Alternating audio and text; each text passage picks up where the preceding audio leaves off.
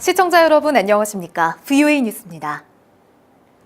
미국이 북한의 심각한 인권 유린과 침해 문제로 최룡해 노동당 부위원장 등 북한 정권 핵심 인물 3명을 제재 대상에 올렸습니다.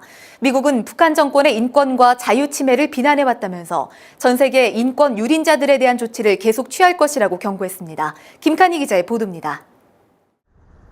미국 재무부 해외자산통제실은 북한의 지속적이고 심각한 인권 침해와 검열에 대응하는 조치라며 북한의 최룡해 노동당 중앙위원회 부위원장과 정경택 인민보안상, 박광호 선전선동부장 등 3명을 제재 대상에 추가했습니다.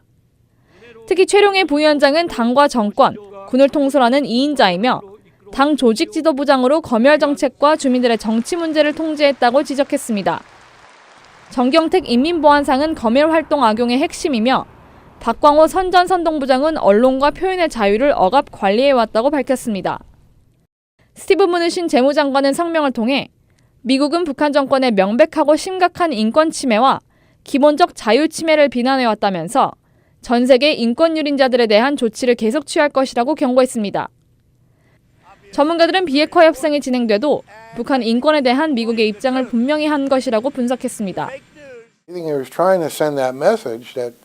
You're not going to get a free pass on human rights, or you're not going to hold denuclearization hostage to human rights. 국무부는 북한에 억류됐다가 혼수 상태로 풀려난 뒤 사망한 오토 원비어를 언급하면서 이번 조치가 미국인 오토 원비어에 대한 북한의 잔인한 처사를 상기시킨다고 밝혔습니다.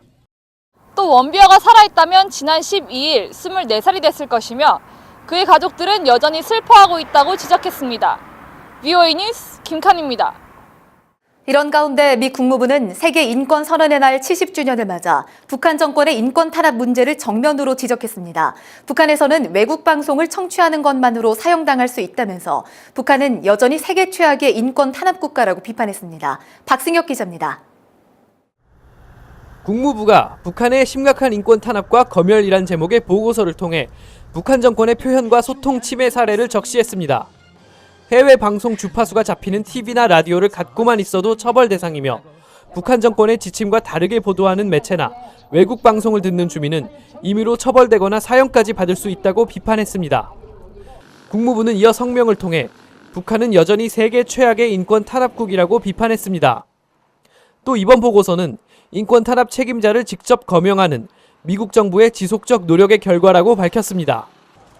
이와 관련해 국무부 대북 인권 특사를 지낸 로버트 킹 박사는 북한의 인권 탄압이 국가적으로 이뤄진다면서 다른 어떤 나라보다 심각하다고 말했습니다. It is willfully the worst human rights violator. This is not the result of a poor government or a government that doesn't have control of certain parts of the country. This is a government that is fully in control and fully responsible for the human rights violations that it's creating. 유엔은 세계 인권 선언의 날 70주년 기념 행사를 열고 인권 탄압이 자행되고 있는 국가들의 실태를 규탄했습니다. People all over the world still endure constraints on or even total denial of their human rights. Torture, extrajudicial killings, detention without trial, and other egregious human rights violations still persist. 국무부는 이번 보고서를 상원 외교위원회와 은행위원회, 하원 금융위원회에 제출할 것이라고 밝혔습니다. VOA 뉴스 박승혁입니다. 미국의 국제종교자유위원회는 북한의 종교자유와 인권 개선을 위한 미국 정부의 북한 정권 압박을 촉구했습니다. 미국 정부 산하 독립기구인 국제종교자유위원회는 최근 발표한 보고서를 통해 올해도 북한의 종교자유와 인권 개선 징후가 없다면서 이같이 밝혔습니다. 또 북한 정권은 종교와 신앙에 대해 세계에서 가장 억압적인 정권 중 하나라면서 제재 완화 논의는 종교자유와 인권 개선을 위한 북한의 노력과 연계돼야 한다고 권고했습니다. 세계 인권선언 70주년을 맞아 서울에서 북한 정권의 인권 침해를 규탄하는 토론회가 열렸습니다. 시나폴슨 유엔 인권 서울 사무소장은 10일 국회에서 열린 토론회에서 북한 내 인권 피해자들을 잊지 말아야 한다면서 경제 발전과 평화를 달성하려면 반드시 인권을 존중해야 한다고 강조했습니다. 또 미국의 그레그 스칼라튜 북한인권위원회 사무총장은 유엔 회원국으로서 북한은 세계 인권선언을 준수해야 정상국가로 대접받을 수 있다고 밝혔습니다. 유엔 안보리 대북제재위원회는 중국이 지난 9월과 10월 북한에 정제유 3,700톤을 공급했다고 유엔에 보고했습니다.